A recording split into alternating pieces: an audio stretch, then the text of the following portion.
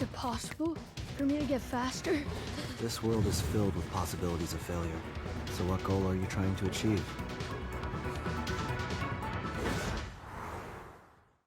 Hey everyone, Rascal here, and Mama. Welcome to our channel, Paws On Animation, and our Paws On Netflix podcast. And today we're covering the anime movie that recently dropped on Netflix, 100 Meters. This movie has recently become a new favorite for anime fans as it shows how two boys' rivalry can spark determination when it comes to the running track. And it has recently become officially a top 10 global non-English movie on Netflix. Yes. But before we start, be sure to like, subscribe, notifications and future podcasts and World of Paws videos. And thank you so much for joining us today, subscribing, sharing our videos, commenting, everything you do. We appreciate you so much, specials. Thank you, thank you, thank you. Yes. When this was announced to be coming to Netflix, where you could set a reminder, we set it. We saw it was anime, and we said, okay, we'll give it a watch. Yeah. And not too long ago, we finished watching Run with the Wind that was recommended by Sonia on X. Yes. Which we really enjoyed. And we said, let's give this a try. Yes.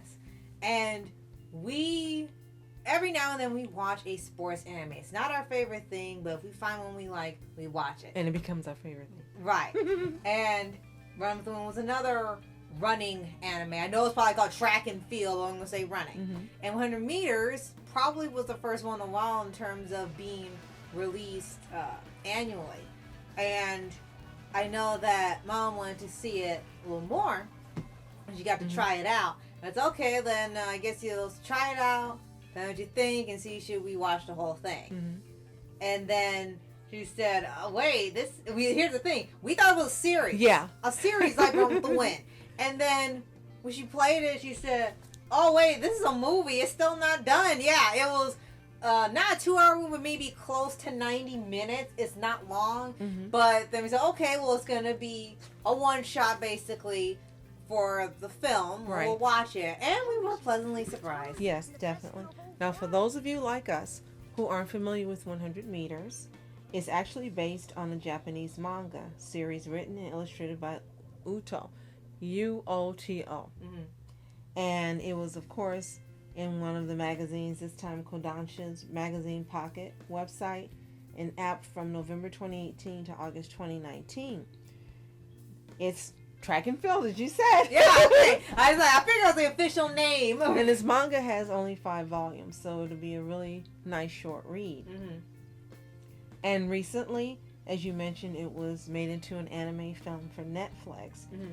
It originally came out in June of 2025 in Annecy, September of 2025 for Japan, and then all the rest of us got it December 31st of 2025. So it's been out a while already in other countries in Japan. And there was a whole lot of excited reception on X. I mean, I typed it in and just constant praise for the animation, the storytelling, the characters, the voice actors, everything. Right. It really should. It is a contender for an Oscar or Academy Award. And we did see that it's actually eligible to be nominated. Yes. And we said, wouldn't it be funny if this little movie comes in and it's got so much heart and it's got lots of things people relate to in terms of growing up and maturing and goal setting and failure and so many things. This beats out K-pop Demon Hunters. This beats out any Disney crap. This beats out Demon Slayer, Infinity Castle. Wouldn't it be something this comes along and just wipes them all out? Then it would be like Flow all over again. This Yes. one little movie beat out bigger company movies. Definitely. So this movie is directed by Kenji Awasawa and produced by Yusuke Terada, Yuki Katayama, and Akane Tegasuku. Written by Yosuke Muto, of course, based on the manga. And it's licensed by G Kids, believe it or not. Yeah, they have quite a few anime movies out now. Or international films, I should say, because sometimes they have non-Japanese films that they sponsor and make. So, what really interested me when I first watched it, of course, is slice of life. You know, I love slice of life. And the animation reminded me of Look Back. Yes. A lot. And you said this is like Look Back for guys. Yeah, that's what has been described out loud when we look online. And it's very calm. It's very unassuming. And it starts off with the two main characters as kids. Yes. And their first interaction. And one is a track runner, and he's excellent at it. He beats everyone. And so the second character comes running along. And I guess I could say Togashi is the one who is the track and field runner. And then Komiya is the one who he sees just running by. He's huffing and puffing, and then he falls on his face. Yes. He's like, "Are you all right? Are you okay?" And what was interesting and got me wanting to see more is I thought he was going to say he runs because he loves it. He said he runs because it helps him to escape what is going on. Right. And I was like thinking, like a lot of people probably were, what is going on in your life that's so terrible that you run? Right. And what's interesting is you watch the entire movie, you never find out. Yeah. As much as it's a slice of life and reality based, that aspect of reality is never brought up. You never find out what's going on, makes him want to do this, and you never see his home life. You never even see the other main character's home life. It's just solely focused on running, the love of it, the passion of it, and the freedom of it. More so than anything. So I guess in a way, the slice of life reality movie had its own version of escapism that a lot of people could relate to. And I think that's what makes this so interesting. It's focused on the story and the story alone. There are no secondary arcs. There are no secondary characters. They are the main characters. That's it. They are the film. Now, of course, there are other people they interact with, but you wouldn't call them secondary characters because they rarely appear in here. Yeah. You mainly see the challenges and the goals they're shooting for and how they become rivals. And what I do like is in the beginning, when Komiya meets Togashi, he says, I'd like for you to train me. I want to run. I want to do better. And Togashi isn't threatened and doesn't feel like, oh, well. And he doesn't treat him like, oh, well, he fell on his face. He can't be a threat. He's no good. No. He's like, okay. And then he takes him out and gives him some tips. They talk about his shoes, which are raggedy. And first thing he thinks, like the audience, Togashi, is it that your parents can't afford you buy any many? And Komiya says, no, my parents keep trying to get me to get new ones, but I want to keep these and I like them because I'm comfortable and I'm running in them and I want to keep them on. Yes. And all throughout the movie, these little moments keep happening where the writer has sat the audience up to think one thing, and then the character says something totally different than what you're thinking. And it's done throughout the movie. It's brilliant. It's like, I made you think it was this, but it's actually this. Right. And again, like we were thinking his home life has to be bad. You never find out if that is it or not. And I think that was brilliant and a great way to have this movie because it just would have taken away from learning about the characters and the focus on both of their journeys. So Komiya is introduced as a new student at the school. And Togashi's friends are jealous that he's spending more time with them training. Right. They really don't know what's going on. He says, I can't. I got something to do. I'll meet you guys later. They get jealous. They find out. And then very shortly after that, Komiya transfers to another school. He moves. Never found out why for that either. And then there's a time jump. And you see Togashi older. And you see Komiya older. Then there's another time jump. You see them older. There's another time jump. You see them as adults. Yes. Quite 15 years later. A big time jump. And then they meet again. And they end up going up against each other. Yes. And this becomes the base part of the rest of the movie as it leads up to that last run. Because they really don't run against each other until like literally the last couple minutes of the film. They kept building up and kept building up, and you see how one's life is and implications how the other life has been while he's been away. And it becomes important at least to what's his name, Nagiso?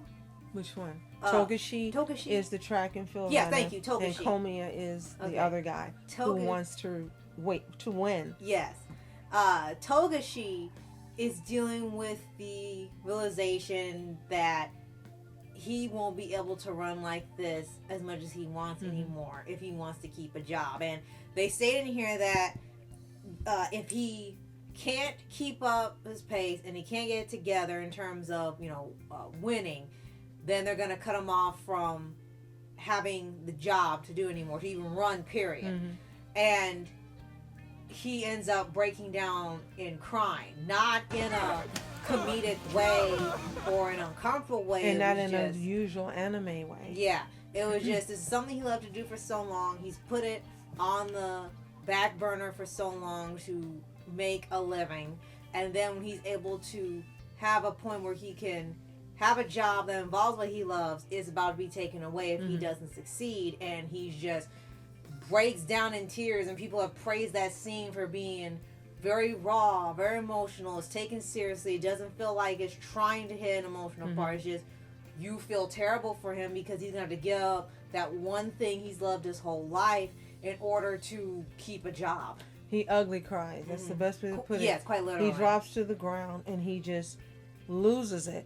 And you're sitting there watching. You're stunned because they really don't normally do this. If they do, it's a girl and she's got the pretty tears and someone comes to console her. Well, for him, no, there's no consolation. There's no one coming to tell him it's going to be okay. He realized what was happening with his life.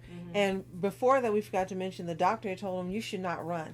You should give this up for 2 years. Yeah. And forget it. And he's like, no, I'm going to do therapy and I'm going to do it. He ignored the doctor. Right. And then all of that hit him at one time when, as you said, they told him that, oh, well, you could still coach maybe. Yeah. And he just lost it. And you were just sitting there stunned and you were feeling bad for him. You were. Right. And there's no other way to put it. This is an elegant movie. It's Elegance. definitely an elegant movie. And so, before that final race that takes place in the film, he notices Komiya's name as one of the entrants. Right. And then you think they're going to be, happy and buddy see each other. Komiya wants to win. And he tells him he's going to win, like it's Bakugo all over again. Yes. But he wants to win. And it's not an animosity. There's just a stilliness in terms of each of them wanting to win. Yes. That's what it is. Yes. And so Komiya says he hasn't been happy yet. Yeah. Because he wants to win. And he said, give it your all and you'll be happy soon. Right. And the way the movie ends is absolutely unbelievable. They have the race. You can tell who won, and we won't tell you by looking at their faces. But they don't show you. Yeah. And they don't show you after the race. Nope. And the movie ends. Yeah, seriously. After that finish line, it goes to the cheers and credits. That's it. Yeah. And it was such a different way to end a movie. Yeah. The whole movie, if you think about how it was being told and made and shown to you, it's different from a lot of other anime movies you've gotten recently. And not comparing it to shonen like Demon Slayer or anything, because they're all their own thing. This is meant to be something completely different. And the portrayal of these two is also different from most depictions in all fiction. They were pretty much allowed to be themselves, and they could be vulnerable, and they could still toughen up. They could still show their worth. They could, in a way, act like boys who grow into men. And it's not treated like it's something toxic. It's something like, oh, don't do that. That's bad. That's offensive. Or when they have him break down and cry, it's not seen like, oh, well, he's also hiding and in the closet or something and throwing something that's completely unnecessary for the story. What you see is literally what you're getting. Right. And it adds to the benefit of getting involved with these characters and their story to the point you're rooting for one or even both of them to win in the end. And the only thing that kind of touches on that is there's a girl that wants Togashi to help her.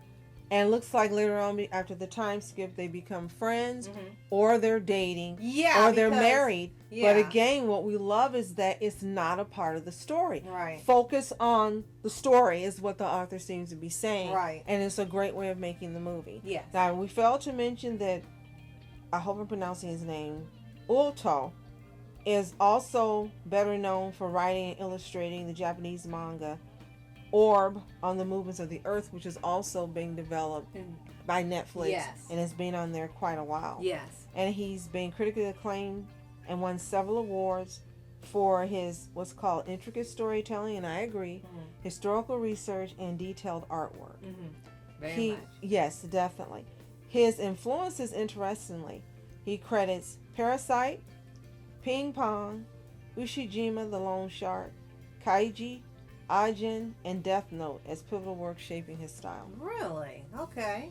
Interesting combination there. Definitely. So in case you're wondering, this movie runs 106 minutes. As we said, it's not very long, a little over 90 minutes. But here's the thing, when you watch it, you forget time. You're not watching the clock. You're not getting up to do other things. You become so engaged in the story.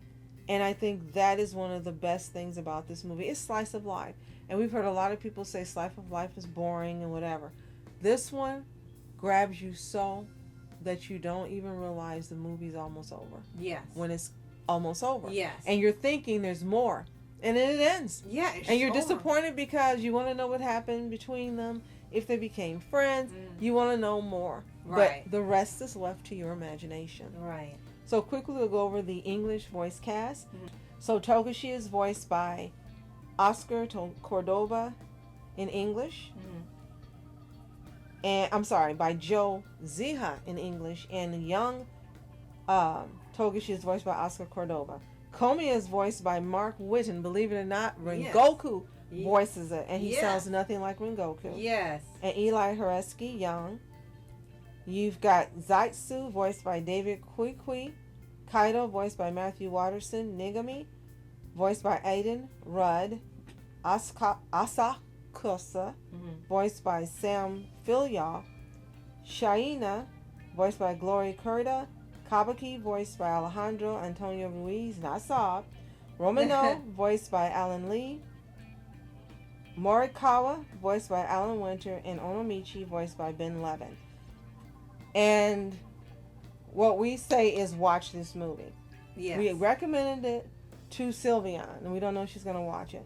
But everything she wants in the movies in this movie is just not featuring female protagonists. Pretty much, yeah. And that might be something that makes her not want to see it. But what we say is watch it. Don't go in with any preconceived notions. Just watch the movie. Within the first 5 minutes, you're going to be hooked. And you're going to want to finish this movie. Yes. And it's an odd thing because, again, it's slice of life. Right. And there's no fantasy, no magic, no supernatural. Secondary, as we mentioned, arcs, and none of that stuff. And no fan service either, period. None. Zero. It's just a really great movie.